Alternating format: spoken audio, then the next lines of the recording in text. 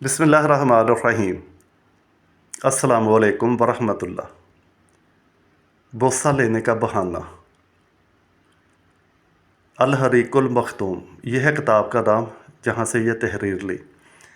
جب حضور نبی کریم صلی اللہ علیہ وآلہ وسلم کا اس دنیا سے پردہ فرمانے کا وقت آیا، اس وقت آپ صلی اللہ علیہ وآلہ وسلم کو شدید بخار تھا۔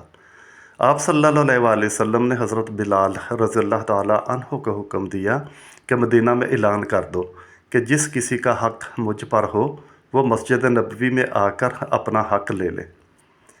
مدینہ کے لوگوں نے یہ اعلان سنا تو آنکھوں میں آنسو آ گئے اور مدینہ میں کوہرام مچ گیا۔ سب لوگ مسجد نبوی میں جمع ہو گئے۔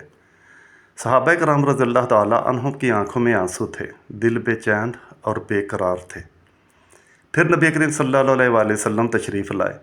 آپ کو اس قدر تیز بخار تھا کہ آپ کا چہرہ سرخ ہوا جا رہا تھا۔ نبی کریم صلی اللہ علیہ وآلہ وسلم نے فرمایا کہ اے میرے ساتھیوں، تمہارا اگر کوئی حق مجھ پر باقی ہو تو آج ہی مجھ سے لے لو۔ میں نہیں چاہتا کہ میں اپنے رب سے قیامت میں اس حال میں ملوں کہ کسی شخص کا حق مجھ پر باقی ہو۔ یہ سن کر صحابہ کرام رضی اللہ تعالیٰ عنہم کا دل تڑپ اٹھا۔ مسجد نبوی میں آنسوؤں کا ایک سیلاب بہہ پڑا۔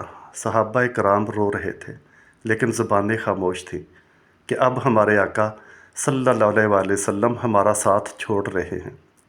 اپنے اصحاب کی حالت دیکھ کر فرمایا کہ اے لوگو، ہر جاندار کو موت کا مزہ چکھنا ہے۔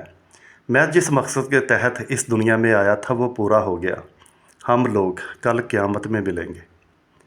ایک صحابی کھڑے ہوئے، روایتوں میں ان کا نام عکاشہ آتا ہے۔ کہنے لگے یا رسول اللہ، میرا حق آپ پر باقی ہے۔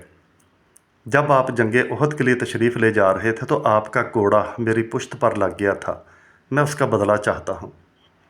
یہ سن کر حضرت عمر فاروق رضی اللہ تعالیٰ عنہ کھڑے ہو گئے اور کہا کیا تم نبی کریم صلی اللہ علیہ وآلہ وسلم سے بدلہ لوگے؟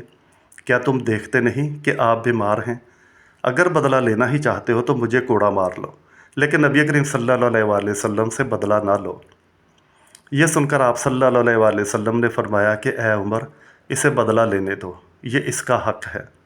اگر میں نے اس کا حق ادا نہ کیا تو اللہ کی بارگاہ میں کیا منہ دکھاؤں گا، اس لیے مجھے اس کا حق ادا کرنے دو۔